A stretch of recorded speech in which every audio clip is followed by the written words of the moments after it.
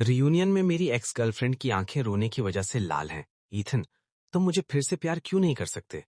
मैं अपनी फिंगर की रिंग को देखता हूँ और आराम से जवाब देता हूँ, विलो, मेरी शादी हो चुकी है। इस रियूनियन में हम सब 30 साल के हो रहे हैं।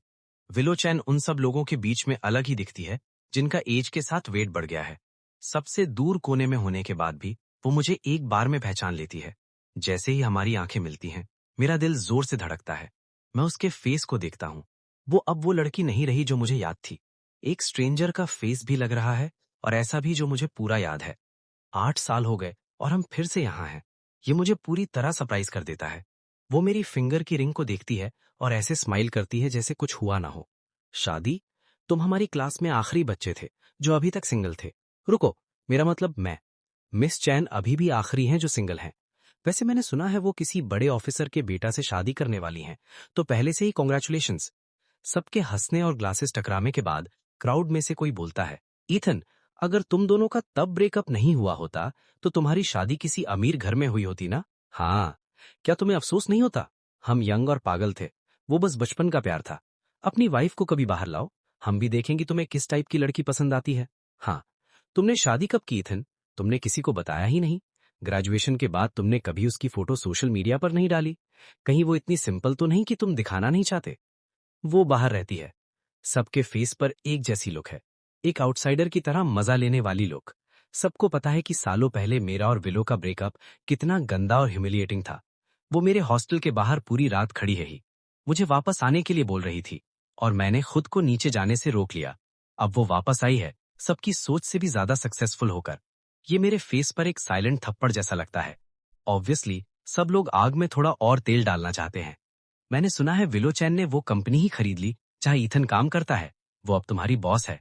अच्छा काम करना। मैनेजर फैंग, क्या आप मिस चैन को टोस्ट नहीं करेंगे? मिस चैन, प्लीज आगे से मेरा ध्यान रखना। हाँ बिल्कुल। आखिर मैनेजर फैंग और मैं तो बहुत पुराने हैं। मुझे एक्सक्यूज करना, मुझे रेस्टरूम जाना है।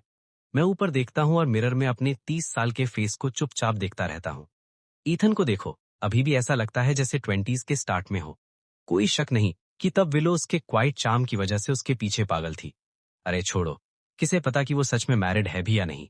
30 का हो गया है और कोई बच्चे नहीं है, अपनी वाइफ की फोटो तक नहीं डाली। मुझे पूछो तो लगता है वो किसी अमीर औरत का साइड पीस है। मैंने खुद देखा है। कहते हैं उसने सिटी में एक घर खरीदा है। उस जैसे गरीब बच्चे को ये कैसे अफोर्ड कर सकता है? तो फिर वो अमीर औरत भी कोई खास नहीं होगी। अगर वो विलो के साथ रहता तो गरीबी से सीधा अमीर बन जाता। सही में उसके बैकग्राउंड वाले किसी बंदे के लिए सही बात है। इतना अच्छा करना ही अपने आप में एक चमत्कार है। जैसे चैन फैमिली उस पर कभी दोबारा ध्यान भी देती। सही है। पता नहीं तब वो दोनों एक साथ कैसे आ गए थे, और ईथन ने ही उसे छोड़ा था। अब तो वो खुद को कोस रहा होगा। क्या मुझे अफसोस है? नहीं। कभी ना कभी तो तुम्हें उस चीज को बाय बोलना पड़ता है जिसे तुम पकड़ कर नहीं रख सकते। मुझे हमेशा पता था वो यहीं तक पहुंचेगी। वो हमेशा से चमकने वाली लड़की रही है। 18 की एज में वो स्कूल की सबसे ब्यूटीफुल लड़की थी। जब हम सब कॉलेज एंट्रेंस एग्जाम के लिए लड़ रहे थे, उसका टॉप यूनिवर्सिटी का रास्ता पहले से ही बना हुआ था। 30 की एज में वो पीएचडी करके पूरे नाम के साथ घर वापस आई है। मैं अपने $70,000 की सैलरी पर प्राउड था, जबकि उसकी वर्थ पहले से 100 मिलियन से ज्यादा है। मैंने कभी नहीं सोचा था कि हमारे रास्ते फिर मिलेंगे। मैंने तो बिल्कुल नहीं सोचा था कि कंपनी खरीदने वाली बॉस की बेटी वो होगी। मेरी एक्स अब मेरी बॉस है। होम लोन, कार लोन सब भूल जाओ। एक टाइम पर एक स्टेप। हमारे ब्रेकअप को 8 साल हो गए हैं। वो शायद कब का केयर करना छोड़ चुकी है। मिस चैन, मैं आपको घर ड्रॉप कर देता हूँ। ओह थैंक्स, नीड नहीं है। मैंने पहले ही ड्राइवर बुला लिया है। ये एरिया बहुत दूर है, कहीं पुरानी फीलिंग्स वापस ना आ जाए। ईथन, 8 साल हो गए हैं। क्या तुम्हें सच में लगता है मैं इतनी बेकार हूँ? अपनी ही एज के एक मैरिड आदमी के पीछे पड़ूंगी? मुझे रास्ते में कंपनी की एक समरी दे दो। फिर से मना करना फोर्स लगता। ठीक है मिस चैन, मैं प्रोजेक्ट डिपार्टमेंट 2 मैनेज करता हूँ। अभी प्रोजेक्ट्स के अंडर 3 डिपार्टमेंट्स हैं। न्यू ईयर के बाद एक नई टीम लॉन्च होने वाली है। अभी मिस्टर फैंग कंपनी को देखते हैं। अच्छा, डिपार्टमेंट 2 3 साल पहले बना था। इतने सालों में कम से कम मैंने यहाँ एक अच्छी जगह बना ली है। अभी परफॉर्मेंस में फर्स्ट नंबर पर है। हम नेक्स्ट ईयर और हार्ड वर्क करने का प्लान कर रहे हैं। इस साल का हेल्थ एंड कल्चर फेस्टिवल तुमने ऑर्गेनाइज किया था? हाँ। मैं कंपनी के लिए एक स्टाफ रिस्ट्रक्चरिंग प्लान कर रहा हूँ। आपको क्या लगता है मैनेजर फैंग? कंपनी जब एक बड़ी ग्रुप ने खरीद ली तो उसमें एक नई शाइन आ गई, लेकिन ऑब्वियसली कुछ लोग खुश हैं तो कुछ परेशान। अच्छी बात यह है कि स्टाफ के लिए ग्रोथ के चांसेस हैं। बुरी बात यह है कि निकाले जाने की र्यूमर्स हैं। बहुत से लोगों को जॉब खोने का डर है। लीडरशिप के डिसीजंस हमेशा कंपनी के बेस्ट इंटरेस्ट में अच्छे से सोच कर लिए जाते हैं। एम्प्लॉइज होने के नाते हमारा काम बस ऑर्डर फॉलो करना है। वैसे तुम बदल गए हो, तुम्हारे बात करने का तरीका भी अब स्मूथ हो गया है। लोग बड़े होते हैं, बस वही। तुम भी बहुत मैच्योर हो गई हो मिस चैन। मैं हुई हूं, मैं बहुत बदल गई हूं। मैंने अपना हेड उठाकर चलना सीख लिया है, मैंने स्मार्ट बनना सीख लिया है। मुझे अब शर्म नहीं आती, मैं अब गरीब नहीं हूं। लेकिन विलो की वो स्माइल मुझे तुरंत उन सालों में वापस ले जाती है जब मैं खुद को धूल से भी छोटा समझता था। मैंने अपनी रियल मम्मी को कभी नहीं देखा। वो मुझे पैदा करते ही छोड़कर चली गई, क्योंकि वो गरीबी में नहीं रहना चाहती थी। मेरे पापा ने मुझे मेरी दादी के पास छोड़ दिया और फिर अनपेड लोन्स के चक्कर में चोरी करने के लिए जेल चले गए। मेरी दादी ने कचरा चुनकर मुझे बड़ा किया। मैं कीचड़ में पैदा हुआ था, जबकि वो आसमान में एक बादल की तरह थी। दो अलग दुनिया, जिन्हें कभी मिलना ही नहीं था।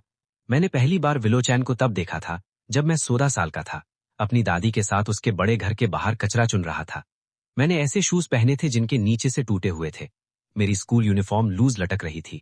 मैं अपनी दादी के पीछे डरते हुए चल रहा था। विलो की मम्मी ने हम पर दया खाकर आंगन से आवाज दी, विलो, क्या हमारे पास कोई कार्डबोर्ड बॉक्सेस या प्लास्टिक बॉटल्स बचे हैं? हाँ है। थैंक यू, यहाँ वेट करो, मैं कुछ और लाती हूँ। बेटा, दिल लगाकर पढ़ाई करो और सब ठीक हो जाएगा। मैं एक ही टाइम पर टच्ड भी हुआ और मुझे शर्म भी आई। मैंने चुपचाप एक प्रॉमिस किया कि मैं लगातार पढ़ाई करूंगा, ये होप करते हुए कि 30 की एज तक मेरे पास भी उनके जैसा एक घर हो सके। रियलिटी हार्ड लेसन सिखाती है। ट्रेन कितनी भी फास्ट चले, वो प्लेन से आगे नहीं निकल सकती। हम दोनों अब 30 के हैं, वो रोल्स रॉयस चलाती है। डिफरेंस सबसे ज्यादा हो चुका है। मैं कभी बेवकूफी में मानता था कि सभी रास्ते रोम तक जाते हैं। ये नहीं पता था कि कुछ लोग पहले से ही रोम में पैदा हुए थे। तुम पूरी लाइफ फाइट कर सकते हो और बस रोम के बाहर तक पहुंच सकते हो, जबकि कुछ लोग बस सिटी के एज से उसके सेंटर में शिफ्ट हो जाते हैं। मिस्टर फैंग, आप घर पहुंच गए। थैंक यू मिस चैन, बहुत रात हो गई है, मैं आपको ऊपर आने के लिए नहीं बोलूंगा। Well mannered mister Fang. Good night miss Chan. Ethan, क्या तुम इतने सालों में ठीक रहे? मैं ठीक रहा हूं। क्या वो तुम्हारे साथ अच्छी है? वो मेरे साथ अच्छी है। अच्छी बात है, ये तो अच्छी बात है ईथन। मैं अपने पैर के दर्द को दबाकर डार्क में विलो के फेस को देखने के लिए आराम से मुड़ता हूं, उस फेस को जिसे मैंने कितनी ही बार ड्रीम में देखा है। एक लाइन सडनली माइंड में आती है, एक ग्लांस पूरी लाइफ। क्या तुम नहीं पूछोगे कि मैं इतने सालों में कैसी थी? तो फिर तुम कैसी थी? अच्छी और नहीं भी। मेरी शादी हो रही है, क्या तुम मुझे बेस्ट विशेस दोगे? ऑब्वियसली, शादी की कॉन्ग्रेचुलेशंस। तुम दोनों हमेशा साथ रहो। विलो, तो बस होप करते हैं कि हम दोनों को एक अच्छा एंडिंग मिले। 8 साल हो गए और मुझे लगा था मैं मूव ऑन कर चुका हूं। तो फिर एक मोमेंट मुझे अभी भी इतना हिला क्यों देता है? अगर मुझे पता होता कि प्यार में इतना दर्द होता है, तो बेटर होता हम कभी मिले ही ना होते। वो यंग रोमांस जो अधूरा रह गया, फीलिंग्स से भरा हुआ था, छोटा था और रिग्रेट से भरा हुआ था। हमारे हाई स्कूल के सीनियर ईयर में एक न्यू स्टूडेंट हमारी क्लास में ट्रांसफर हुई। वो सामने खड़ी हुई और अपना इंट्रोडक्शन दिया। हाय एवरीवन, मैं विलो चैन हूँ। वाओ, वो कितनी ब्यूटीफुल है, वो बहुत ज्यादा प्रिटी है। मैंने चुपके से उसकी तरफ देखा। वो पहले से ज्यादा टॉल लग रही थी जब मैंने उससे सालों पहले देखा था। तुम कहाँ बैठना चाहोगी? मैं उस क्वाइट लड़के के साथ बैठना चाहूंगी जो हार्ड स्टडी करता है। और इस तरह वो मेरी डेस्क पार्टनर बन गई। कोई एक्साइटमेंट नहीं था, कोई खुशी नहीं थी, बस टेंशन, एम्बैरेसमेंट और शर्म थी उस मोमेंट में। मैं डरता था कि कहीं वो मुझे वो लड़का ना पहचान ले जो कभी उसके बड़े घर के बाहर कचरा चुनता था। हाय, मैं विलो हूँ। हाय डेस्कमेट, मैं ईथन फैंग हूँ। तुमसे मिलकर अच्छा लगा ईथन। तुम्हारी हॉबीज क्या है? तुम्हें क्या खाना पसंद है? कोई सॉन्ग्स जो तुम्हें पसंद है? ज्यादातर टाइम वो बातें करती थी, जबकि मैं अपना हेड नीचे करके क्वाइट रहता था। विलो की पर्सनालिटी बहुत अच्छी थी, सबसे पोलाइट और आराम से सबकी फेवरेट बन जाने वाली। कुछ ही टाइम में वो क्लास के आधे लड़कों की क्रश बन गई, खुले में या सीक्रेटली। उनमें से बहुत से मुझे बोलते थे कि मैं उनके लव लेटर्स उस तक पहुंचा दूं। शाय और स्लो, मुझे हमेशा बहुत टाइम लगता था बस करेज एक्यूमुलेट करने में, उन लेटर्स को देने के लिए, जैसे वो मैंने ही लिखे हों। देखो विलो, ये एक लड़के का लेटर है, लेकिन मुझे तो पहले से ही कोई पसंद है। हाँ, वो बंदा कब मुझे लव लेटर लिखेगा जिसे मैं पसंद करती हूँ? ईथन, अगर तुम किसी ऐसे बंदे को लव लेटर लिखते जिसे तुम पसंद करते हो, तो तुम क्या कहते? विलो, हाई स्कूल में नो डेटिंग। हाँ, तो फिर ग्रेजुएशन के बाद तक वेट करते हैं। ईथन, तुम ब्लश क्यों कर रहे हो? क्या तुम्हें कोई पसंद है? मैंने पढ़ने का नाटक किया, मेरा दिल पहले से ही फास्ट धड़क रहा था। नहीं, वो हंसकर बात टाल गई। लेकिन उस रात सोने से पहले मैंने उस क्वेश्चन को अपने माइंड में बहुत टाइम तक सोचा। मैं क्या लिखता अगर मैं कभी उस बंदे को कन्फेस करता जिसे मैं पसंद करता हूं? मैंने शूटिंग की पोएम टू द ऑक ट्री के बारे में सोचा। ये आइडिया कि रियल लव कोई क्लाइंबिंग वाइन नहीं है जो किसी और की हाइट का यूज करके खुद को दिखाए, और ना ही कोई डिवोटेड बर्ड है जो किसी और की शेड के लिए बार बार एक ही सॉन्ग गाए। मैं उसके साथ एक इक्वल की तरह खड़ा होना चाहता था, दो ट्रीज की तरह जो साइड बाय साइड खड़े हों, हर एक की अपनी स्ट्रेंथ और शेप हो, हर एक अपना वेट और अपनी फायर कैरी करे। मैं ऐसा लव चाहता था जहां हम इक्वल्स की तरह खड़े हों, इंडिपेंडेंट फिर भी एक दूसरे के लिए डिवोटेड। लेकिन तब मैं अपने फैमिली के मेस में फंसा हुआ था, बहुत गरीब, बहुत डरपोक और शर्म से इतना दबा हुआ कि कभी अपना हेड अप करके खड़ा ही नहीं हो सकता था। मैं सेल लगने वाले कैनवस शूज पहनता था, $4 की एक पैर 2 साल तक। वो साइज में एक नंबर छोटे थे। जब उनके सोल्स निकल गए तो मैंने उन्हें सुपर ग्लू से जोड़ दिया। जब कैनवस पीला पड़ गया तो मैंने सीक्रेटली चौक से उसे वापस व्हाइट कर दिया। मॉल में न्यू स्नीकर्स के पास से गुजरते हुए मैं उन्हें बार बार देखता रहता था। उन शूज की प्राइस बस $12 थी। कोई खास नहीं थे पर न्यू थे। उनका साइज एकदम परफेक्ट होता। उन्हें पहनकर भागना कितना आरामदायक होता। लेकिन $12 का मतलब था मेरी दादी का कई वीक्स तक कचरा चुनना। जब भी मैं उन्हें उनके दर्द करते हुए बैक पर हाथ रखकर चलते देखता, मैं अपनी उस ख्वाहिश को अंदर ही दबा देता। क्या शूज चुभते थे? मैं सोचता था कि अगर मेरी मम्मी होती तो क्या वो भी मेरे साथ ऐसा ही करती। मुझे कभी ये जानने का चांस ही नहीं मिला। क्या तुम्हें क्लास के लिए स्नीकर्स नहीं पहनने चाहिए ईथन? तुम इनमें कैसे भाग सकते हो? मैं भूल गया। Happy birthday Ethan, surprised.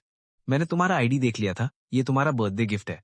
ये फ्री था, by one get one free. Thank you, लेकिन मैं ये नहीं ले सकता। इस पर कोई पैसे नहीं लगे। ये बहुत एक्सपेंसिव है। आई एम सॉरी, मैं सच में ये नहीं ले सकता। ईथन, हम इतने टाइम से डेस्क मेट्स हैं। तुम मुझे एक दोस्त भी नहीं मानते। ऐसा नहीं है। तुम इससे अपनी ट्यूटरिंग फीस समझ लो। मैं टोफल का एग्जाम दे रही हूँ और मेरी इंग्लिश बहुत बेकार है। अगर मैं फेल हो गई तो मेरी मॉम मुझे मार डालेगी। प्लीज मेरी हेल्प करो। मैं तुमसे रिक्वेस्ट कर रही हूँ। बाहर के ट्यूटर्स $14 पर आवर लेते हैं। फायदे में तो मैं ही हूँ। ठीक है, तो ये फाइनल रहा। सब ठीक हो जाएगा। मैंने 2 साल पहले की उस आवाज को याद किया जो कहती थी, दिल लगाकर पढ़ाई करो बेटा, लाइफ अच्छी हो जाएगी। मम्मी और बेटी दोनों ही ऐसी जेंटल थीं। मेरी शर्म को अच्छी तरह समझते हुए भी उन्होंने मेरे बचे हुए प्राइड को बचा के रखा। उस दिन विलो शाम के लाल आसमान के नीचे खड़ी थी। ईथन, कभी मेरे लिए क्रिस्टल स्लिपर्स ले आना। उस क्रिम्सन साय के नीचे विलो आसमान की लाइट जैसी लग रही थी। वो ग्लास स्लिपर्स वाली प्रिंसेस थी। मैं कोई प्रिंस नहीं था। उस दिन के बाद रोज स्कूल के बाद मैं विलो को 1 घंटे इंग्लिश पढ़ाता था। वो पहले से ही शार्प थी। मेरे समझाते ही चीजें तुरंत समझ जाती थी। इस क्लॉज को दोबारा करो। टीचर फैंग, आप कितने स्ट्रिक्ट हो। ये याद है ईथन? तुम पढ़ाई में इतने अच्छे कैसे हो ईथन?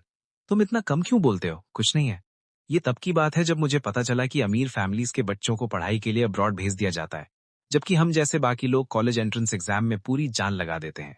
उसके पेरेंट्स ने ओवरसीज की टॉप यूनिवर्सिटी का रास्ता पहले से ही साफ कर दिया था, जिसकी अकेली ट्यूशन फीस ही हजारों डॉलर्स थी, जो मेरे लिए एक एस्ट्रोनॉमिकली बड़ा नंबर था, क्योंकि उस साल मैं $170 के लिए पढ़ाई छोड़ने वाला था। हमारे सीनियर ईयर में स्कूल ने सडनली $300 की एक्स्ट्रा फीस ऐड कर दी। मेरी फैमिली बस $115 ही जमा कर पाई। मेरी दादी पूरी रात नहीं सोई, बाकी के पैसे का सोचकर परेशान थी। मैंने पूरी हिम्मत जुटाई। सर, क्या मैं फी थोड़ी लेट दे सकता हूँ? मेरी फैमिली सच में बहुत स्ट्रगल कर रही है। ये पहली बार था जब मुझे फील हुआ कि हेल्प मांगना गरीबी से भी ज्यादा दर्द देता है। आखिर में विलो गुस्से में आई और मुझे स्टेज से नीचे खींच लाई। उसने जिद करके क्लासमेट्स के दिए हुए एक एक पैसे वापस कर दिए और क्वाइटली मेरी बाकी की ट्यूशन फीस खुद भर दी। ईथन, अगर तुम्हें पैसे चाहिए थे तो तुमने मुझे क्यों नहीं बताया? मुझे समझ नहीं आया कैसे कहूं। मुझे उसकी दया नहीं चाहिए थी। मैं उसका उधार नहीं रखना चाहता था। मैं चाहता था कि हम इक्वल्स रहें। मैं जितना जल्दी हो सके तुम्हारे पैसे वापस कर दूंगा। Thank you willow. उस विंटर ब्रेक में मैंने सिटी के बाहर एक फिशिंग गियर फैक्ट्री में फिशिंग रॉड्स पेंट करने की जॉब की। उसकी स्मेल इतनी शार्प थी कि लोग कहते थे लंबे टाइम तक काम करने से लंग कैंसर हो सकता है, लेकिन वहां एक दिन के $11 मिलते थे और मजबूरी की वजह से बहुत से लोग अपनी हेल्थ के बदले वो पैसे लेने को तैयार थे। उस विंटर के बाद मैंने फाइनली विलो के सारे पैसे वापस कर दिए। ईथन, तुम मेरा उधार बिल्कुल नहीं सहते ना? मैंने बोलने के लिए कितनी बातें सोची थी। मैं जिसने एस्से में फुल मार्क्स लाए थे, कभी नहीं सोचा था कि मेरे पास वर्ड्स ही खत्म हो जाएंगे। उस इंसिडेंट के बाद पूरी क्लास में र्यूमर्स होने लगे। बहुत लोगों ने कहा विलो मुझे पसंद करती है, बाकी लोगों ने कहा उसे बस मुझ पर दया आती है। मैं पैनिक हो गया और थोड़ा डर गया। तो तुम मेरी बेटी के डेस्क मेट हो? विलो सडनली अब्रॉड जाने के बजाय यहीं यूनिवर्सिटी में पढ़ने की जिद कर रही है। तुम्हें पता है क्यों? ट्रू अफेक्शन एक दूसरे को आगे बढ़ाती है, पीछे नहीं खींचती। प्लीज उसे समझाकर मना करो। मैंने बाद में बहुत टाइम तक सोचा, फिर खुद विलो के पास गया। विलो, तुम अब्रॉड पढ़ने जाओ। क्या तुम सच में चाहती हो मैं जाऊं? हाँ, जाओ और हम दोनों के लिए दुनिया देखो। मैं भी मेहनत करूंगा। मैं वो ट्री बनना चाहता हूं जो तुम्हारे ट्री के साथ इक्वल खड़ा हो सके। किसी गरीब लड़के के फ्यूचर को कभी कम मत समझना। हम दोनों अपने तरीके से चमकेंगे। और शायद एक दिन हम वापस स्टॉप पर मिलेंगे। मैं जाऊंगी, प्रॉमिस, लेकिन हम पहले की तरह ही क्लोज रहेंगे। तुम अब मुझसे छुप नहीं सकते। तब से विलो और मैं और भी क्लोज होने लगे। वो मुझसे हर चीज के बारे में बात करना पसंद करती थी। हालांकि ज्यादातर वो बोलती थी और मैं सुनता था। कभी कभी मैं उसे बिना किसी गार्ड के मुझे देखते हुए पकड़ लेता और मैं इंस्टिंक्टिवली अपनी नजर हटा लेता। क्लास पर ध्यान दो। विलो नेचर से केयर फ्री थी। एक बार उसके पीरियड के स्टेन उसके पैंट्स पर लग गए और उसे पता भी नहीं चला। मेरा फेस रेड हो गया और मैं कन्वीनियंस स्टोर से उसके लिए पैड्स ले आया। वहां वहां बहुत सारे ब्रांड्स थे। सब अलग दिखते हैं। मुझे नहीं पता था तुम कौन सा यूज करती हो। Thank you. मैंने सुना था कि लड़कियों को पीरियड के टाइम कुछ गर्म पीना चाहिए, तो मैंने उसके लिए एक मिल्क टी भी खरीद ली। मैंने उसके हाथ में वो वार्म कप दिया। Thanks Ethan. कप पर ये लाइन यू आर माइन, इसका मतलब क्या है? मुझे नहीं पता। चाइनीज क्लास में 135 स्कोर करने वाले टॉप स्टूडेंट को ये भी नहीं पता। मैं चुप रहा। ऑब्वियसली मुझे अच्छी तरह पता था इसका मतलब क्या है, क्योंकि कप पर बने उस स्लोगन के नीचे एक और लाइन थी। कुछ ऐसा कि मैं टी हूं ताकि तुम्हारे हाथों में रह सकूं। ईथन, तुम्हें पता है जे चाओ का कौन सा सॉन्ग मेरा फेवरेट है? क्या ये अच्छा है? ये ब्यूटीफुल है। मैं आज बस थोड़ा हम करती हूँ। किसी दिन मैं तुम्हें अपनी रियल परफॉर्मेंस दिखाऊंगी। उस मोमेंट में मैंने उसके सनी डे हम करने के बारे में सोचा। कॉलेज एंट्रेंस एग्जाम का काउंटडाउन कम होता जा रहा था और इसके साथ ही अलग होने का टाइम पास आ रहा था। ग्रेजुएशन पार्टी में विलो ने एक ब्यूटीफुल ड्रेस पहनी थी। मैं चुपचाप बैठा था। मेरे फेस पर कुछ नहीं दिख रहा था, हालांकि अंदर मेरा दिल बहुत परेशान था। थैंकफुल था कि उसे प्यार करने के लिए एक दिन और मिला, चाहे कितना भी छोटा हो। लेकिन आखिर में ऐसा लगता है कि स्टोरी अभी भी गुड बाय पर ही खत्म हुई।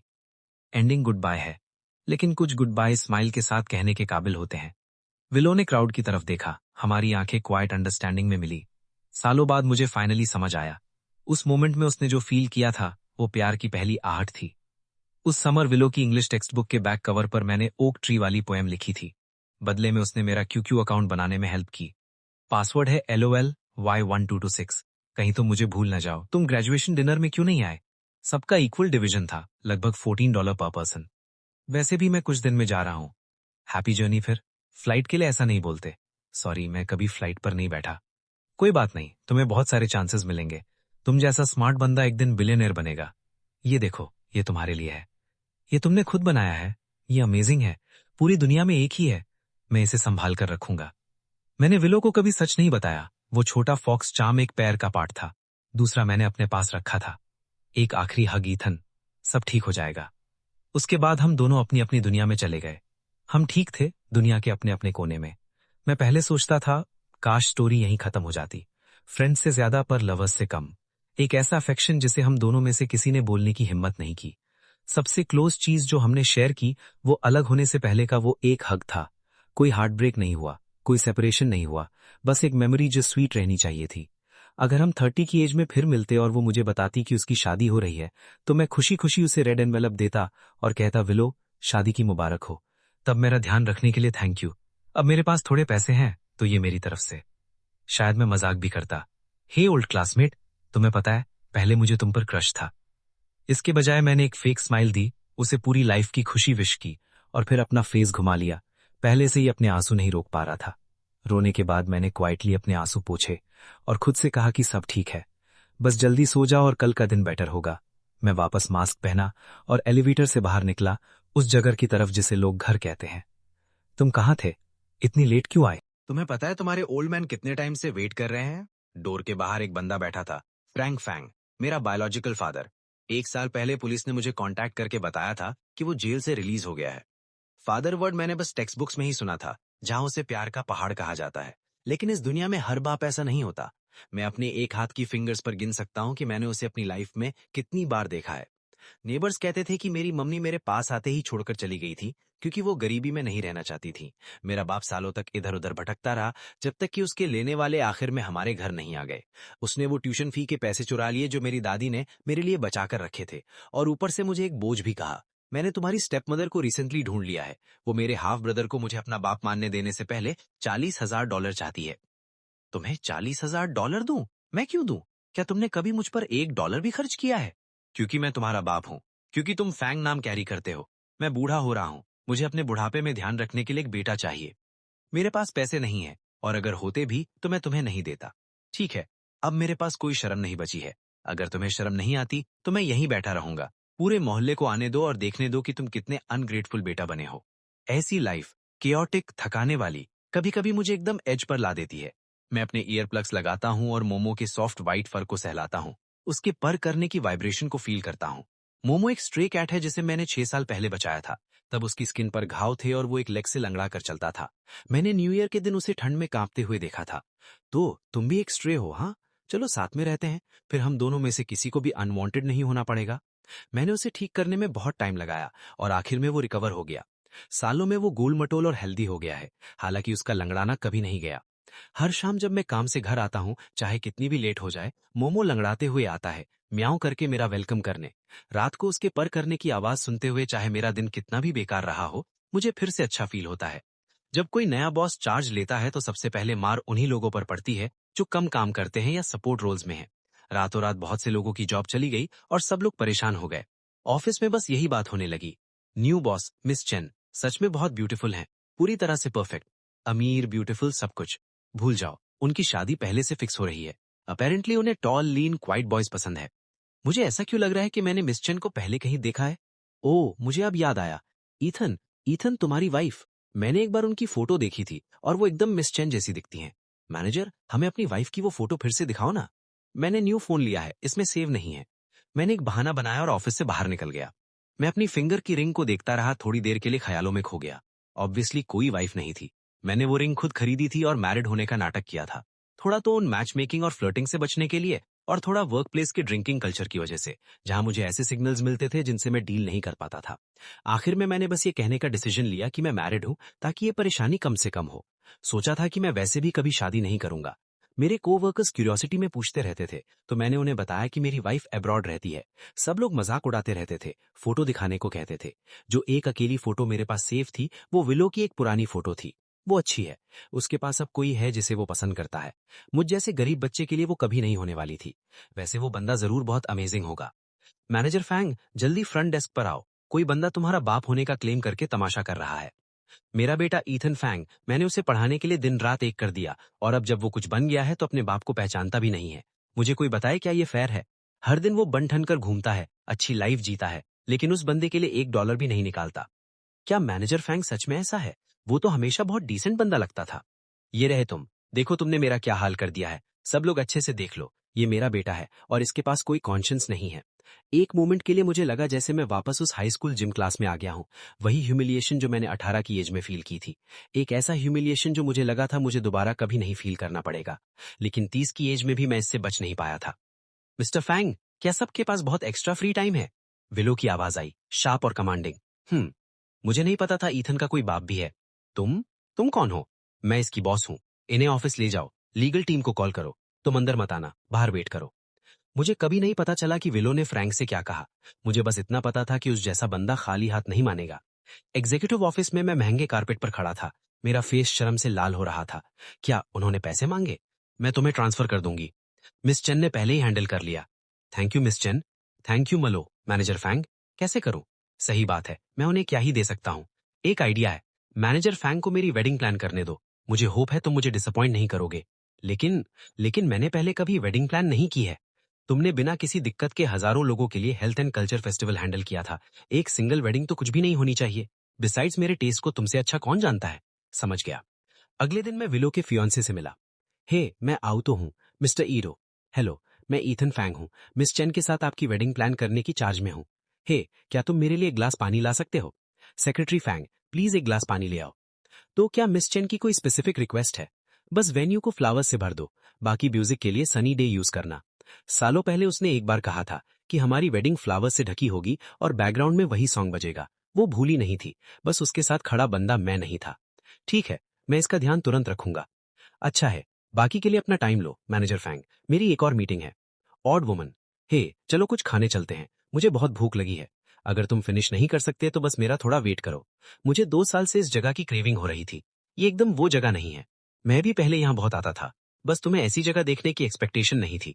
तुम्हें नहीं पता कि अब्रॉड में खाना कितना फीका होता है। ये हॉटपॉट स्टॉल सालों से यहाँ है। मेरी सिस्टर हमेशा मुझे यहाँ ज्यादा खाने से रोकती थी, मैं फिर भी हमेशा छुप कर आ जाता था। मिस्टर ईडो, क्या सच में आपकी वेडिंग के लिए कोई रिक्वेस्ट है? आखिर सभी को एक मेमोरेबल वेडिंग का ड्रीम देखने का हक है। देखो भाई, ये एक बिजनेस अरेंजमेंट है। तुम्हें विलो के लिए कोई फीलिंग्स नहीं है? मैं क्यों रखूंगा?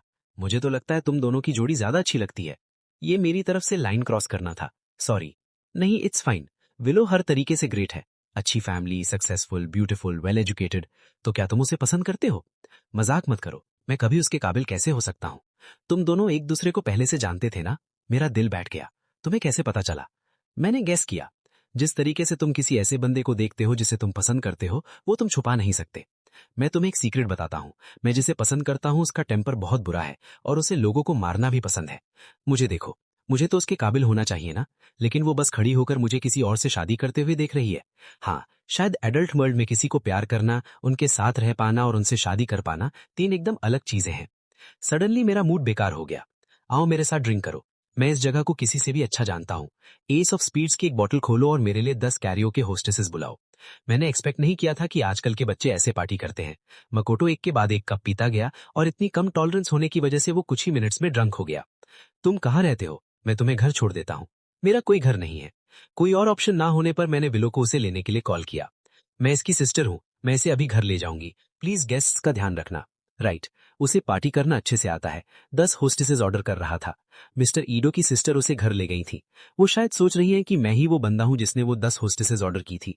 वो उसकी सिस्टर नहीं थी, वो उसकी एक्स गर्लफ्रेंड थी। ईथन, हम दोनों का एक अफेयर क्यों नहीं हो जाता? मैंने सुना तुमने मेरे लिए एक रिप्लेसमेंट ढूंढ लिया है। ऐसा नहीं, क्या तुम्हें ये टाइप पसंद नहीं है? मैं सब कुछ क्लियर कर देती हूँ। रियल चीज अब वापस आ गई है। तो डिवोर्स कब हो रहा है? मैं डिवोर्स नहीं ले रहा। डिवोर्स नहीं ले रहे? उसने एक ठंडी हंसी हंसी, फिर मेरी फिंगर से रिंग को एकदम से खींच लिया और उसे एक तरफ फेंक दिया। विलो, तुम क्या कर रही हो? तुम्हारी तो शादी भी नहीं हुई है, फिर ये कचरा क्यों पहना है? डर है कि पुराने फीलिंग्स वापस आ जाएंगे। मुझे ही तुमसे पकड़ कर रखने दो। ऑब्वियसली नहीं मिस चेन। आप अभी ऐसा कोई रेकलेस काम क्यों करेंगे? राइट, मैंने पहले ही बहुत सारे रेकलेस काम कर लिए हैं। उसने मुझे जोरदार किस किया, लगभग काटते हुए, सालों से दबा हुआ फ्रस्ट्रेशन निकालते हुए। ईथन, क्या तुमने इतने सालों में मेरे बारे में सोचा है? नहीं? मैं कैसे नहीं सोचता। सालों तक जागते या सोते हुए वही बस एक थी जिसे मैंने देखा। मम्मी, वो अंकल कौन है? वो आपको ही देखे जा रहे हैं। वो मम्मी के कोई पुराने क्लासमेट हो सकते हैं, लेकिन मुझे सच में याद नहीं। तुम्हारा नाम क्या है क्लासमेट? ईथन। ईथन, मैं तुम्हारी लाइफ में सच में कौन हूं? क्या मुझ में कोई कमी थी? तुमने मेरे साथ ऐसा बिहेव क्यों किया? और फिर किसी और से प्यार कैसे कर बैठे? वो अपने आंसू और नहीं रोक पाई। ईथन, तुम मुझे अभी भी कंफर्ट क्यों नहीं कर सकते? मैंने अपने सामने खड़ी 30 साल की विलो को देखा। अंदर से एक आवाज ने कहा, ईथन, अगर तुम्हें खुशी चाहिए तो ज्यादा सोचना बंद करो, हिम्मत करो, बस एक बार और। लेकिन दूसरी आवाज ने कहा, ईथन, तुम्हें समझना होगा कि तुम दोनों के बीच अब कोई फ्यूचर नहीं बचा है। कभी नहीं होगा। इस जन्म में तो बिल्कुल नहीं। I am sorry. मैं तुमसे अब प्यार नहीं करता विलो। देखो, बाहर अब बारिश हो रही है। सनी डे तो बस आसमान में भटकते हुए कुछ बादल थे, जो एक शरद की रात के सपने जैसे थे। स्वीट ऑस्मैंथस खरीदना और फिर से वाइन के साथ सफर पर निकलना, ये कभी भी जवानी जैसा नहीं होता। वो जवानी का प्यार पहाड़ी पर खिला हुआ एक वाइल्ड रोज था, ऐसा जिसके लिए तुम सब कुछ लुटाने को तैयार हो जाओ एक बार दिल लग जाने पर। वो ब्यूटीफुल और प्योर था, लेकिन मैं अब 30 का हूं। जैसे मोयान ने अपनी एक बुक में लिखा था, जवान होने पर किसी पर भी दिल हार जाना माफ करने काबिल होता है, और बड़े होने पर किसी को भी छोड़ देना कभी गलत नहीं होता। वो मेरी जवानी की पहली धड़कन थी। मेरी पूरी जवानी का वो एक ही हिम्मत वाला काम था। एक ऐसी जॉय जिसका कोई रिजल्ट नहीं निकला, एक ऐसी चाहत जो कभी पूरी नहीं हुई। तब हमारा साथ होना और हमारा अलग होना कभी कोई ड्रामेटिक नहीं था। अगर कोई वजह थी तो बस एक ही, हम एक दूसरे को पसंद करते थे, लेकिन हम एक दूसरे के लिए सही नहीं थे। कॉलेज स्टार्ट होने के बाद विलो मुझे क्यूक्यू पर ऑफन मैसेज करती थी। हालांकि हमारे बीच 12 घंटे का टाइम डिफरेंस था। मेरा दिन उसकी रात थी, तो मैंने चांद को बताया कि मैं उसे कितना पसंद करता हूँ। वो मेरी प्रोफाइल पर कमेंट्स छोड़ देती थी। हालांकि मेरा ज्यादातर टाइम तब पार्ट टाइम जॉब या पढ़ाई में ही निकल जाता था। हम दुनिया के दो अलग कोनों में थे, बिल्कुल अलग दुनिया में जीते हुए, हर कोई अपनी तरफ से बेस्ट करता हुआ। मैंने सोचा था हम हमेशा ऐसे ही रहेंगे। ईथन, मैंने सुना क्लोई शेन तुम्हें पसंद करती है। विलो ने एक्सीडेंटली वो बात सुन ली थी। ईथन, क्लोई कौन है? क्या वो प्रिटी है? वो ठीक ठाक है, मुझे लगता है। सच बताएं तो क्लोई और मैंने बस कुछ ही वर्ड्स बोले थे।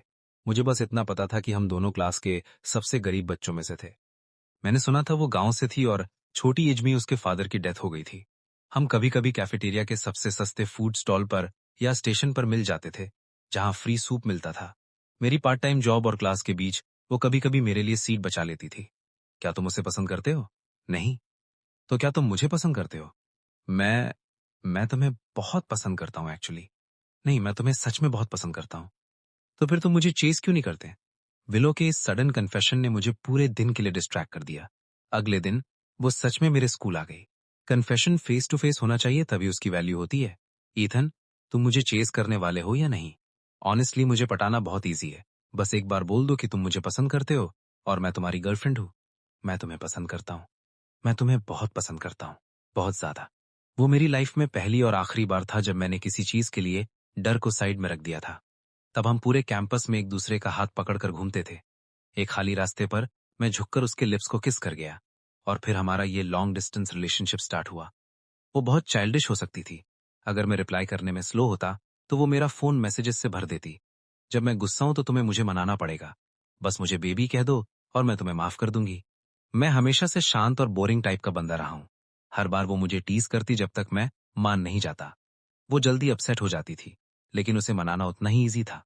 वो समझती थी कि मेरे लिए कितनी मुश्किल सिचुएशन है और उसने मेरे प्राइड को प्रोटेक्ट किया। वो जानती थी कि मैं कभी कोई एक्सपेंसिव गिफ्ट एक्सेप्ट नहीं करूंगा, तो वो हमेशा मेरे लिए अफोर्डेबल चीजें ही भेजती थी। जब भी उसे टाइम मिलता, वो मुझे देखने वापस आती। हम हाथ पकड़ते, हक करते, किस करते, लेकिन मैं हमेशा उस लास्ट स्टेप से खुद को रोक लेता। ऑब्वियसली मैं उसे चाहता था, कौन सा आदमी नहीं चाहेगा। मैं बस डरता था। डरता था कि मैं उसे एक फ्यूचर नहीं दे पाऊंगा। डरता था कि वो मुझ जैसे बंदे के लिए बहुत ज्यादा डेडिकेटेड ना हो जाए। वो इस बात पर हमेशा अपसेट होती थी। उसे लगता मैं उससे उतना प्यार नहीं करता। उस साल उसने नोटिस किया कि मेरे शूज टूट गए हैं। मेरे बर्थडे पर उसने मुझे शूज का एक पेयर दिया, जिसके बॉक्स पर फॉरेन लैंग्वेज में लिखा था। मुझे तब उस ब्रांड का पता नहीं था। उसने कहा ये बस एक बर्थडे गिफ्ट है, एक्सपेंसिव बिल्कुल नहीं है। लेकिन मैं उन्हें पहन ही नहीं पाया। उस साल दादी सडनली गिर गई। उनकी बोन ब्रेक हो गई और सर्जरी की जरूरत पड़ी। सब कुछ जमा करने के बाद भी हमारे पास 30,200 युआन कम पड़ रहे थे। ईथन, इलाज मत कराओ। मैं बूढ़ी हो गई हूँ। मेरा मरना ही सही है। ऐसे कोई पैसा खर्च नहीं होगा। आप चिंता मत करो दादी। आप 100 साल जिएंगे। मेरा ईथन सबसे अच्छा है। दादी तुम्हारी खुशी देखने के लिए वेट कर रही है। उस दिन मैंने बहुत टाइम तक हेजिटेशन फील की। फिर मैंने विलो को कॉल किया और पूछा क्या वो मुझे 30,200 युआन लैंड कर सकती है। मैं नेक्स्ट मंथ स्कॉलरशिप आते ही वापस कर दूंगा। उस मोमेंट में जो कुछ भी मैंने सालों से संभाल कर रखा था, वो एक बार में टूटता हुआ लगा। बिलो ने मुझे तुरंत 10,000 युआन ट्रांसफर कर दिए। क्या इतना काफी है? मुझे समझ नहीं आया क्या कहूं। जिद में, लगभग पागलपन में, मैंने बस 3,200 युआन एक्सेप्ट किए। ईथन, अभी तुम मेरे बॉयफ्रेंड हो। एक दिन तुम मेरे हस्बैंड बनोगे, ये तुम्हें पता है ना? अगले दिन वो मेरे सामने बिना बताया आ खड़ी हुई। उस टाइम हम दादी को देखने हॉस्पिटल गए थे।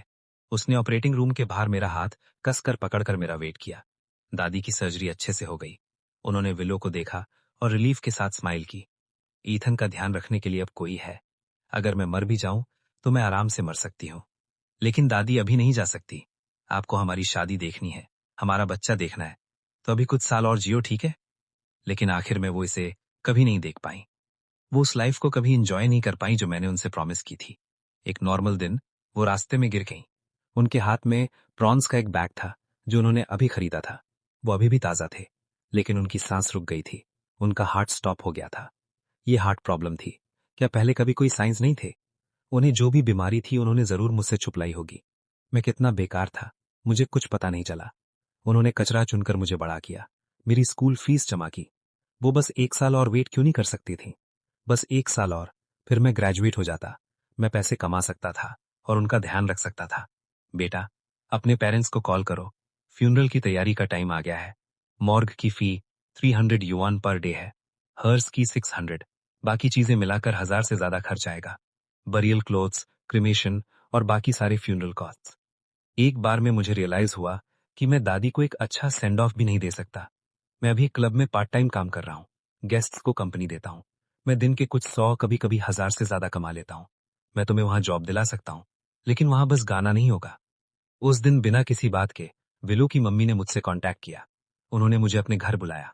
मैंने अपने सबसे अच्छे कपड़े पहने। वहां टीवी जैसा कोई ड्रामेटिक सीन नहीं था। उसकी मम्मी अभी भी पहले जैसी जेंटल थी। मैं हमेशा से जानता था कि विलो की फैमिली रिच है, लेकिन ये नहीं पता था कि कितनी रिच है। उनके हैंडबैग्स ने क्लोजेट की पूरी वॉल घेर रखी थी। उनमें से किसी एक की प्राइस भी मेरी सालों की पार्ट टाइम अर्निंग से ज्यादा थी। उन बैग्स की प्राइस में एक नॉर्मल फैमिली के लिए कई घर खरीदे जा सकते थे। जो बैग वो मेरे साथ होने पर कैरी करती थी, मुझे लगता था वो पहले से ही एक्सपेंसिव है। मुझे कभी पता नहीं चला कि वो उसका सबसे सस्ता बैग था, जो जानबूझकर खरीदा गया था। ईथन, मुझे पता है तुम विलो को डेट कर रहे हो, लेकिन क्या तुम्हें पता है कि वो तुमसे मिलने के लिए इतनी बार वापस आती है कि उसके ग्रेड्स खराब हो रहे हैं? I am sorry. तुम दोनों अभी स्टूडेंट्स हो, तुम्हारी पढ़ाई पहले आनी चाहिए। विलो हम अपने बैचलर्स के बाद आगे पढ़ने का प्लान कर रही है, और तुम्हारे घर पर होने से वो तुम्हारी चिंता करती रहती है। मैंने सुना तुम्हारे फादर अभी भी जेल में हैं और घर पर बस तुम्हारी दादी हैं। अगर तुम्हें कभी किसी चीज के लिए पैसे चाहिए हो, तो तुम मेरे पास या विलो के पास आ सकते हो। थैंक यू, लेकिन मुझे जरूरत नहीं है। तुम एक स्मार्ट लड़के हो। कोई सरप्राइज नहीं कि विलो इतने सालों तक तुम्हारे साथ रही। मेरी बेटी वो छोटेपन से ही काइंड हार्टेड थी। जब भी वो रास्ते पर किसी स्ट्रे एनिमल को देखती थी, वो उसे घर ले आती थी। आखिर में हमारे पास 2 पूरे रूम्स उन्हीं कैट्स और डॉग्स के लिए थे जिन्हें उसने रेस्क्यू किया था। ये शूज विल्लो ने तुम्हें दिए थे ना? मुझे तो ये भी याद नहीं कि मैं उस दिन चैन फैमिली के घर से बाहर कैसे निकला। मुझे बस इतना याद है कि उसकी मम्मी की स्माइल जितनी जेंटल होती जा रही थी, मुझे उतनी ही शर्म फील हो रही थी। मैंने बाद में चेक किया था, वो लिमिटेड एडिशन पेयर ऑनलाइन 32,000 में बिक रहा था, तो मैंने उन्हें बेच दिया। मैंने उन्हें एक बार पहना था तो उन्होंने उसे सेकंड हैंड माना। अगर तुम्हें जल्दी बेचना है तो यही प्राइस है, 12,000। लेना है तो लो, नहीं तो जाओ। मैंने उन पैसों से दादी का अच्छे से फ्यूनरल किया। विल्लो के कॉल्स बार बार आते रहे। तुम इतने दिन से क्या कर रहे थे? क्या? मेरा अब कोई घर नहीं है। कुछ नहीं, बस तुम्हारी याद आ रही है बेबी। कुछ दिन बाद वो दुनिया के दूसरे कोने से फिर वापस आ गई। ईथन, मुझे भी तुम्हारी याद आ रही है। मैं तुमसे मिलना चाहती हूँ। विल्लो, अब मत आओ। तुम्हें पढ़ाई पर ध्यान देना चाहिए। उस रात उसने पहले से ही एक होटल बुक कर रखा था। नॉर्मली मैं सुबह होने तक बस क्वाइटली उसके पास लेटा रहता था, लेकिन उस रात शावर के बाद वो मेरी बाहों में आ गई। ईथन, तुम भी ये चाहते हो ना? बॉडी झूठ नहीं बोलती। मैं खुद को रोकने पर मजबूर हो गया। उसकी तरफ देखने की हिम्मत भी नहीं हुई। मैं खुद को तुम्हें देने के लिए रेडी हूं। ज्यादा मत सोचो। हम यहां से बस आगे बढ़ेंगे। हम शादी करेंगे। हमारा एक ब्यूटीफुल बच्चा होगा और तुम भी बहुत सारे पैसे कमाओगे। उस रात मैंने उस लड़की को बाहों में पकड़ा जिसे मैं प्यार करता था, और एक पल के लिए भी नहीं सोया। तुम्हें पहली बार मुझसे प्यार कब हुआ था? शायद तब जब तुमने पियानो बजाकर सनी डे गाया था। इतनी लेट। वैसे मैं तुम्हें उससे भी बहुत पहले से पसंद करता था। कितना पहले? मैं तुम्हें हमारी वेडिंग वाले दिन बताऊंगा। तुम्हें चाइनीज स्टाइल वेडिंग चाहिए या वेस्टर्न? मुझे लगता है मैं रेड वेडिंग गाउन में बहुत प्यारी लगूंगी, लेकिन मैं व्हाइट ड्रेस पहनकर तुम्हें एक घुटने पर बैठते हुए भी देखना चाहती हूँ। तुम आई डू कहोगे और हम पूरे वेन्यू को फ्लावर्स से भर देंगे और बैकग्राउंड में सनी डे बजेगा। विल्लो हमारी वेडिंग की पिक्चर बनाती चली गई। मुझे हर एक डिटेल याद थी, लेकिन आखिर में मैंने वो प्रॉमिस तोड़ दिया। अगले दिन मेरी स्कॉलरशिप मिस्टीरियसली किसी और को दे दी गई। विल्लो की मम्मी मुझे ढूंढते हुए आई। विल्लो अपने बैचलर्स के बाद घर आना चाहती है, लेकिन हमारी फैमिली चाहती है कि वो आगे पढ़ाई करे। मैं तुम्हें कुछ पैसे दे सकती हूँ या पढ़ने के लिए अब्रॉड भेज सकती हूँ, एक कंडीशन पर। मेरी बेटी को पीछे खींचना बंद करो। उन्होंने अभी भी वही जेंटल एक्सप्रेशन पहना हुआ था। मैं तो चाहता था कि वो मुझ पर चिल्ला दें। वो एक प्रिंसेस है। क्या तुम सच में उसे सफर करते हुए देख सकते हो? वो सही थी। मैं कब तक उसे पीछे खींचा रहता? मुझ जैसा एक गरीब बंदा। सालों तक दिन रात काम करने के बाद भी मैं उसके एक हैंडबैग जितना भी नहीं कमा पाया था। विल्लो, मुझे नहीं लगता मैं तुमसे शादी कर सकता हूँ। मैंने सच में कब से दूर होना स्टार्ट किया था? क्या वो शूज बेचने वाला दिन था, या शायद उससे पहले जब मैंने तुमसे पैसे मांगे थे? जो थोड़ी शर्म मेरे पास बची थी वो पहले ही राख हो चुकी थी। मैंने विल्लो को एयरपोर्ट पर बाय कहा। वो एक ब्राइट और क्लियर दिन था। अगर हमारा कभी ब्रेकअप हुआ तो क्या तुम मुझे भूल जाओगे? हाँ बिल्कुल, मैं कोई हैंडसम फॉरेनर ढूंढ लूंगी और तुम्हें अफसोस करवाऊंगी। वो स्टफ टॉय जो मैंने तुम्हें दिया था, मेरे पास बिल्कुल वैसा ही एक और है। मुझे पता है वो एक पैर है। तब तुम्हारी इंग्लिश टेक्स्ट बुक के बैक पर मैंने एक पोयम लिखी थी। मैंने उसे बाद में देखा था।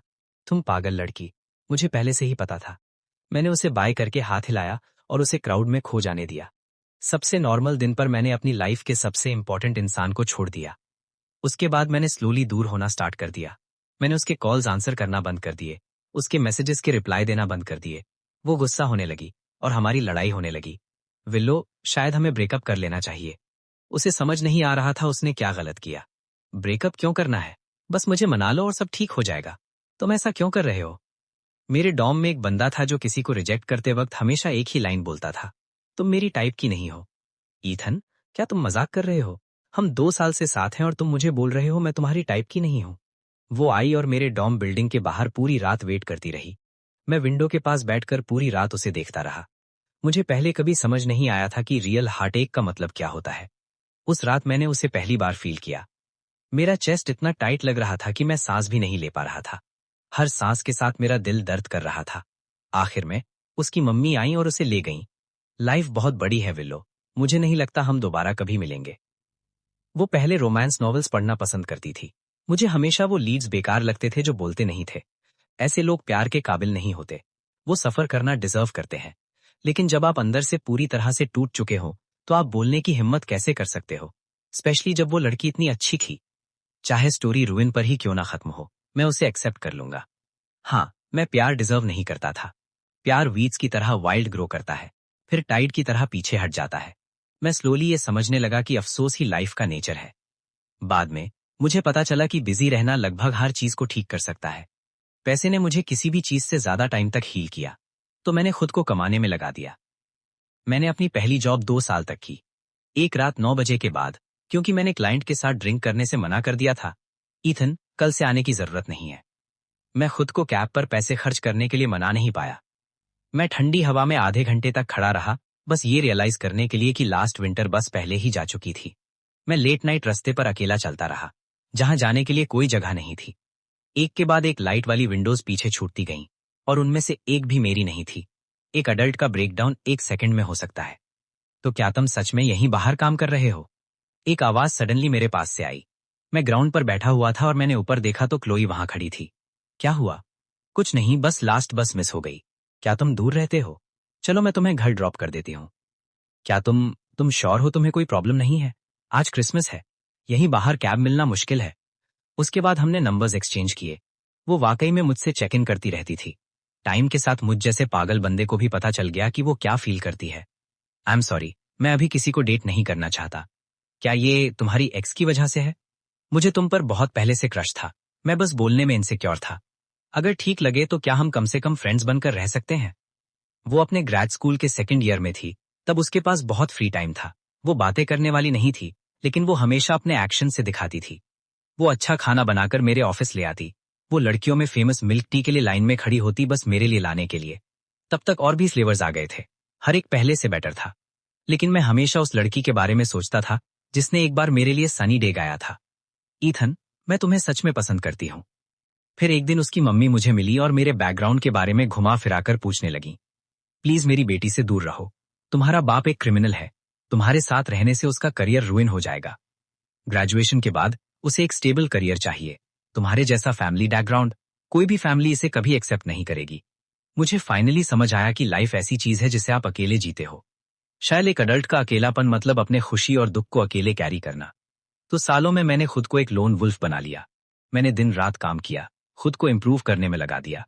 मैंने लोगों से बात करना सीखा, पोलाइट स्मॉल टॉक सीखा। मैं स्मार्ट, वर्ल्डली लोगों को हैंडल करने में अच्छा हो गया। स्लोली वैसा बंदा बन गया जिससे मैं पहले नफरत करता था। मेरे दिन का सबसे कामेस्ट मोमेंट तब होता था जब मैं फ्रंट डोर खोलता और मोमो को उसके लंगड़े के लेग पर आते देखता। मैं उसके पर करने की आवाज सुनता और उसे अपनी बाहों में लेकर सो जाता। उसके सॉफ्ट छोटे पाउज मेरे ऊपर होते। वो जेंटल पर्रिंग साउंड पूरे रूम में भर जाती। उसके प्यारे होने में कुछ ऐसा था जो मुझे हमेशा किसी की याद दिला देता था। अच्छा बच्चा, कुछ दिन में मैं तुम्हारे लिए सबसे एक्सपेंसिव कैट फूड लाऊंगा। सब ठीक हो जाएगा।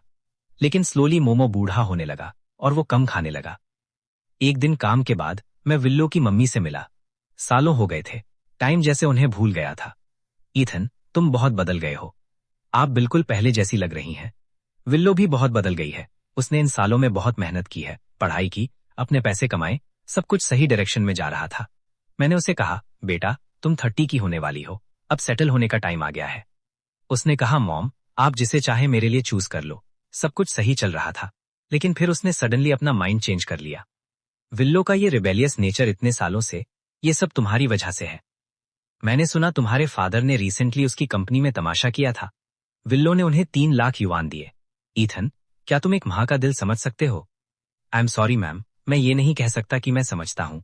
मेरी कभी मम्मी नहीं थी तो मैं फील नहीं कर सकता कि आप क्या फील कर रही हैं।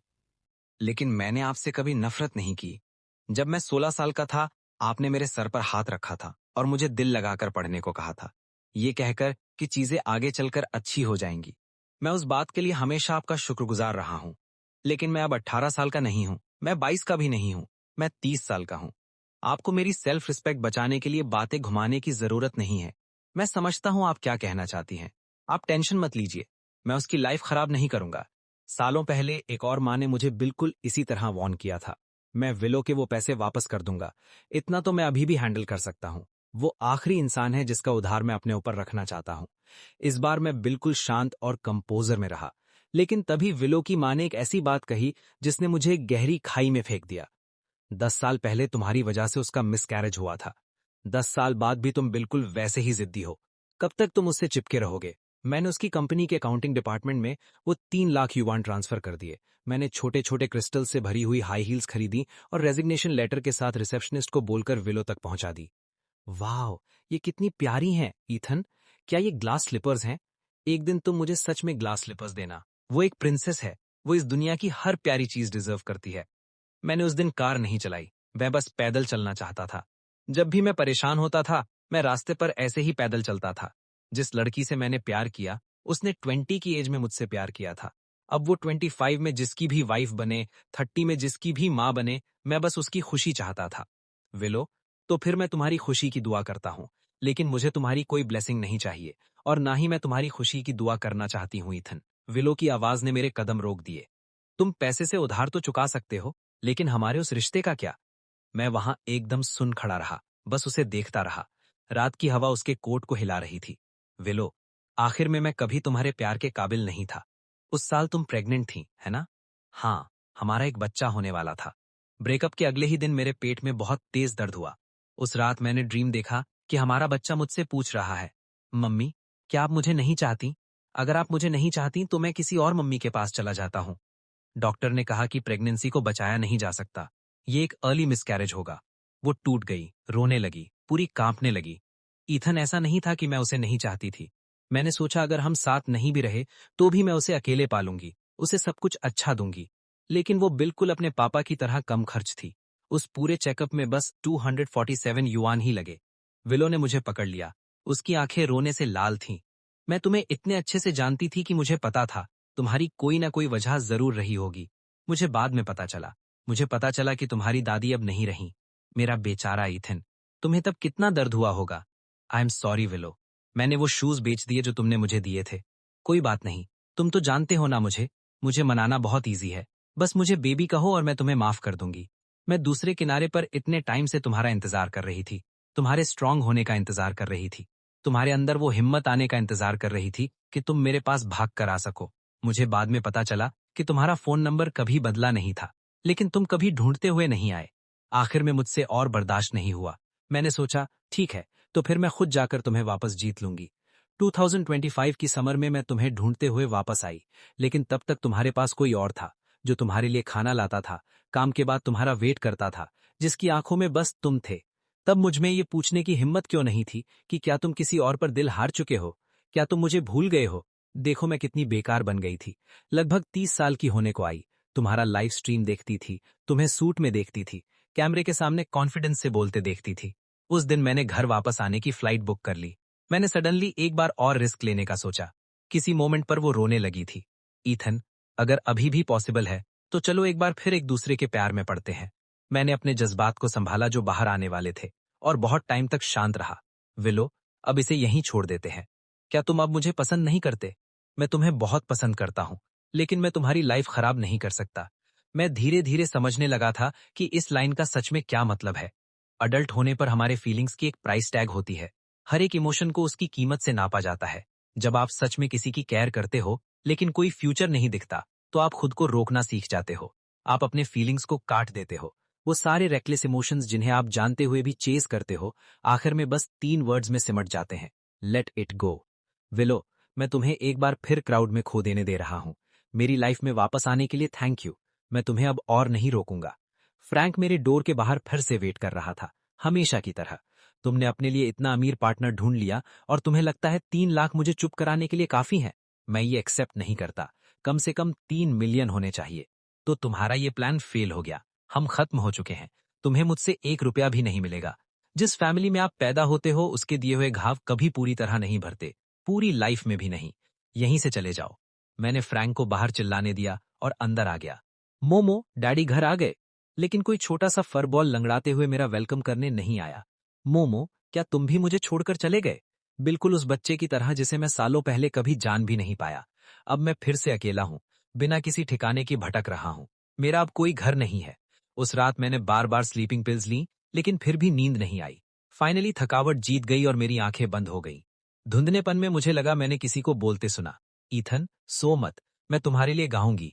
उसने गाया और रास्ते में ऐसा लगा जैसे वो भी रो रही थी। मुझे लगता है मैंने एक ड्रीम देखा। जब मेरी आंख खुली तो मैंने उसकी लाल और सूजी हुई आंखें देखीं। विलो, आई एम सॉरी, मुझे नींद नहीं आ रही थी।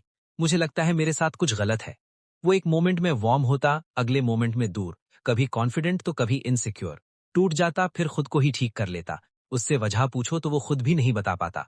वो हमेशा हर चीज में सबसे वर्स्ट सिचुएशन के लिए रेडी रहता था, ताकि आखिर में जो भी हो वो उसे बिना डरे एक्सेप्ट कर सके। ऐसा लगता था जैसे मैंने प्यार करने या प्यार पाने की एबिलिटी ही खो दी है। मैंने खुद को अपने ही बनाए हुए फोर्ट में बंद कर लिया था, हर एक दर्द से अवेयर रहते हुए। मैं उसे बचाना चाहती हूँ ईथन। जब मैं तुम्हें बाहर खींचना चाहती हूँ तुम मना कर देते हो। जिस बच्चे को एक बार छोड़ दिया गया हो वो किसी खास अटेंशन की होप नहीं रखता। बस हिम्मत करो ईथन, हम आज से ज्यादा यंग कभी नहीं होंगे ईथन। हम यहाँ से बस और बेटर होने वाले हैं। मैंने अपने सामने खड़ी विलो को देखा और मेरी भरी आंखें आखिर में बंद हो गईं।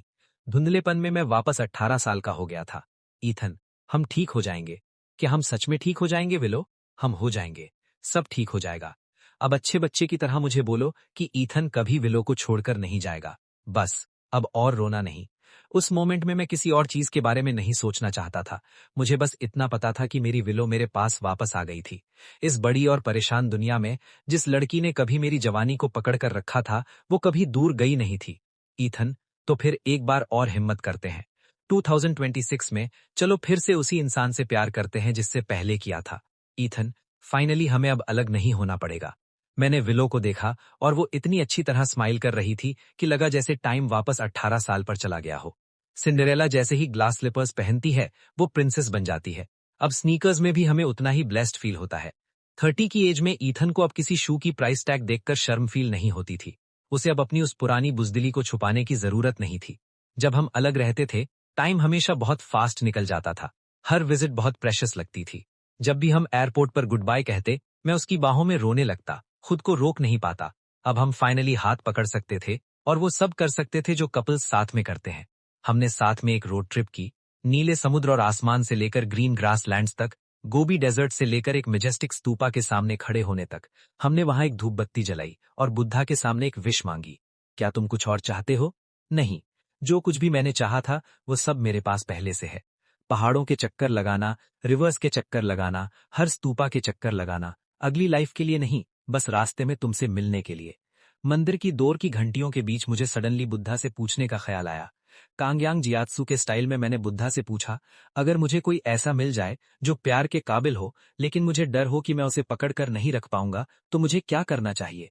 बुद्धा ने जवाब दिया, इस दुनिया के सारे मोह माया को पीछे छोड़ दो। इस छोटी सी लाइफ के अनगिनत चेंजेस का सामना करो और जिससे तुम प्यार करते हो उसके साथ बस वो करो जो तुम्हें खुशी देता है। इस बात की चिंता मत करो कि ये किस्मत है या बदकिस्मती। कुछ चीजें कभी नहीं बदलती, जैसे ये सच कि मैं ईथन से प्यार करती हूँ। जैसी ये सच कि कुछ सॉन्ग्स इतने सालों बाद भी तुम्हारे दिल की धड़कन तेज कर देते हैं। कुछ लोगों को कभी रिप्लेस नहीं किया जा सकता, बस वहां खड़े रहने से ही उन्होंने रूम में बाकी सभी लोगों को पीछे छोड़ दिया था। 3 लंबे सालों तक अलग रहने के बाद हम दोनों फाइनली इस कॉन्सर्ट में पहुंच गए थे। हम स्टेज पर चल रही म्यूजिक के साथ गाते रहे, एक के बाद एक सॉन्ग, उन मेलोडीज से जिन्हें हम तब से जानते थे, उन सॉन्ग्स तक जो आज भी हमारे दिल की धड़कन तेज कर देते हैं। वो पहचानी हुई आवाज, जून की वो पुरानी मीठी याद, किसी से खामोशी में प्यार करने की वो खूबसूरत फीलिंग। 12 साल बाद वही सेम इंसान मेरा हाथ पकड़े हुए था और हम फाइनली एक दूसरे के साथ खड़े थे। आखिर में मुझे रियलाइज हुआ कि हमारी स्टोरी के एंड में जो गुड बाय था वो एक्चुअली ये कहने का एक दूसरा तरीका था, फिर मिलेंगे विलो, इस बार मैं तुम्हें नहीं खोऊंगा। क्राउड की चीयर्स और स्क्रीम्स के बीच हमने एक दूसरे को हग किया और किस किया। विलो, मैं तुम्हारे उस हर प्यार की कमी को पूरा कर दूंगा जो तुम्हें कभी नहीं मिला। मुझे कभी पता नहीं था कि लाइफ में इतनी खुशी फील हो सकती है। हमने साथ में छोटे प्लांट्स और फ्लावर्स लगाए। तो ऐसा होता है जब आपके पास अपनी लाइफ शेयर करने के लिए कोई होता है। एक बिल्कुल नॉर्मल सुबह भी इतनी ब्राइट लग सकती है। ओह, तुम्हारा वेट कम हो गया है, बस करो। जब हम अलग रहते थे तब मुझे कभी नहीं लगा कि वो इतनी क्लिंगी है। अब ऐसा लगा जैसे हमारा हनीमून फेज अभी स्टार्ट हुआ हो। 30 की एज में प्यार होना सच में पुरानी आग के फिर से जलने जैसा है। कोई खुद से बहुत खुश लग रहा है। मुझे बाद में पता चला कि मकोटो एक्चुअली विलो का जूनियर स्कूलमेट था। वो पूरी एंगेजमेंट बस उन दोनों के बीच एक बिजनेस अरेंजमेंट थी। एक बंदा किसी और को जेलस करने के लिए कर रहा था और दूसरा मुझे जेलस करने के लिए। अब हर मिसअंडरस्टैंडिंग फाइनली क्लियर हो चुकी थी। मकोटो और क्लूए को भी फाइनली अपना हैप्पी एंडिंग मिल गया था। वो सारा अंधेरा जो इतने टाइम से मुझसे चिपका हुआ था, आखिर में स्लोली खत्म होता हुआ लग रहा था। क्योंकि इस बार वो मुझे छोड़कर नहीं गई थी। मैंने ब्लैक सूट पहना था, उसने एक लॉन्ग वेल पहनी थी और वो शूज जो मैंने उसे दिए थे बिल्कुल वैसे ही जैसे हम 18 के थे। वो अभी भी वही सेम लड़की थी जो स्टेज पर सबसे ज्यादा शाइन करती थी। उसे आइल पर वॉक करवाने के लिए और उसका हाथ मेरे हाथ में देने के लिए कोई फादर नहीं था, तो उसके बजाय मैं फ्लावर्स के बीच खड़ा रहा, अपनी लड़की का वेट करता हुआ। वो स्टेज से नीचे कूदी और सीधे मेरी बाहों में आ गई। उस मोमेंट ने 1000 वर्ड से भी बहुत कुछ कह दिया था। इस बार हम सच में अपने घर आ गए थे। हमारी शादी के सेकेंड ईयर में विलो अनएक्सपेक्टेडली प्रेग्नेंट हो गई। हमने इतनी जल्दी बच्चा प्लान नहीं किया था, लेकिन एक मोमेंट की केयरलेसनेस से हमने लॉटरी जीत ली। मैं बहुत एंशियस था। उसके पहले मिसकैरेज की वजह से मैं हर दिन डर में रहता था कि कहीं हम इस बच्चे को भी ना खो दें। मैंने अपना पूरा ऑफिस घर पर शिफ्ट कर लिया था ताकि मैं हर दिन उसके साथ रह सकूं, प्रीनेटल गाइड्स और न्यूट्रिशन प्लान्स पढ़ता रहूं। लेकिन चाहे कुछ भी हो, विलो को कई महीनों तक इतनी सिवियर मॉर्निंग सिकनेस होती थी कि वो कुछ भी खाने के बाद डाइजेस्ट नहीं कर पाती थी। वो पतली होती चली गई। जब उसकी मम्मी को इस बारे में पता चला तो वो घर का बना खाना लेकर आई और उन्होंने हमारे डोर पर नॉक किया। उस मोमेंट में मुझे सडनली समझ आया कि लेट आने वाली काइंडनेस भी एक नई शुरुआत हो सकती है। कोई भी माँ ये नहीं देख सकती कि उसकी बेटी जिसे उसने हमेशा संभाल कर रखा, वो किसी एक इंसान के लिए सब कुछ छोड़ दे, स्पेशली जब हमारे बीच का गैप इतना बड़ा था। Thank you. लेकिन वो दिल से हमेशा से एक अच्छी इंसान थी। उनकी कही एक बात ने मुझे लंबे टाइम तक वार्म फील करवाया था। और हमारी शादी के दिन मैंने उन्हें वेन्यू के बाहर क्वाइटली अपने आंसू पोंछते हुए देखा था। मम्मी, अभी मैं जो भी खाती हूँ सब बाहर आ जाता है और आपका खाना बहुत हैवी है। वैसे भी आपको नहीं पता कि एक प्रेग्नेंट वुमन की क्रेविंग्स कितनी स्ट्रेंज होती है। ईथन, इसे टेस्ट करके देखो, ये बहुत अच्छा है। Willow, thank you Mrs Chen. Oh तुम पागल लड़के, तुम मुझे अभी भी मिसेस चेन क्यों बुला रहे हो? लेकिन मॉम वर्ड मेरे मुंह से निकल ही नहीं रहा था। मैंने अपनी पूरी लाइफ में कभी किसी को मॉम नहीं बोला था। I am sorry. ओह कोई बात नहीं बेटा, तुमने कुछ गलत नहीं किया है। बस अपना अच्छे से ध्यान रखो। ऑलराइट, मैं अब चलती हूँ। उसके बाद विलो की मम्मी ऑफन विजिट करने आने लगी। मैं हमेशा से अकेले रहने का आदी था और सडन वार्मथ या कंसर्न मुझे सबसे ज्यादा अनकंफर्टेबल लगती थी। लेकिन उन्हें हमेशा सही बैलेंस पता था। थैंकफुली उनके इतने रेगुलर चेक इन से मैंने स्लोली वो टेंशन छोड़ दी जो मैं कैरी कर रहा था। हर प्रीनेटल चेकअप नॉर्मल आया और मैं फाइनली चैन की सांस ले सका। अब हम अपनी दुनिया में एक नए छोटे से लाइफ का वेलकम करने वाले थे। ईथन, क्या तुम्हें लगता है ये ज्यादा टाइट है? एक मोमेंट के लिए मेरा माइंड कहीं और चला गया। मुझे सडनली 18 साल का वो दिन याद आया जब मैं एक शॉप विंडो के सामने खड़े होकर 88 युआन के स्नीकर्स को बार बार देख रहा था।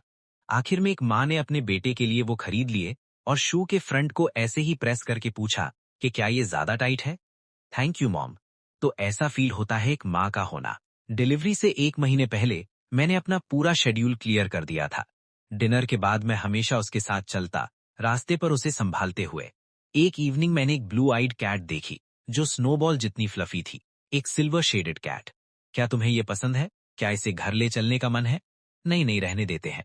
अगर हम एक और कैट घर लाएंगे तो किटी हेवन में बैठा मोमो जेलस हो जाएगा। कुछ ही टाइम बाद हमारी बेबी का बर्थ हुआ, अमिताभा। अमिताभा, अमिताभा।